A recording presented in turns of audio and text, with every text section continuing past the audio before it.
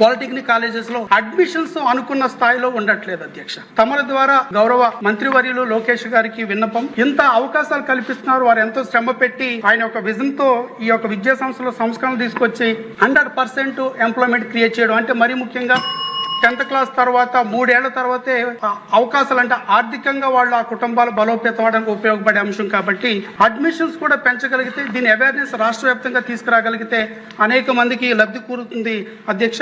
అదేవిధంగా ఎడ్యుకేషనల్ పరంగా higher education చదవాలనుకున్నా కానీ పాలిటెక్నిక్ అయిన తర్వాత ఇంజనీరింగ్ లో ఈ సెట్ ద్వారా సెకండ్ ఇయర్ నుంచి జాయిన్ అవుతారు. అంటే హైయర్ ఎడ్యుకేషన్ కంప్లీట్ చేయాలంటే ఇంటర్మీడియట్ 2+4 అలా కానీ, లేదంటే పాలిటెక్నిక్ 3+3 6, అంటే అక్కడ హైయర్ ఎడ్యుకేషన్ కూడా అవరోధాలు లేవు కాబట్టి, లేదు త్వరితగతిన ఉద్యోగ అవకాశాలు కల్పించడానికి కూడా మెరుగైన మెయింటైన్ అవకాశాలు పాలిటెక్నిక్ లో ఉన్నాయి కాబట్టి దాని యొక్క విశిష్టతని రాష్ట్ర వ్యాప్తంగా తీసుకెళ్లడంలో గౌరవ మంత్రి గారిని తమ ద్వారా వేడుకుంటున్నాం. పాలిటెక్నిక్ కాలేజ్ లో అడ్మిషన్ 70% అధ్యక్ష.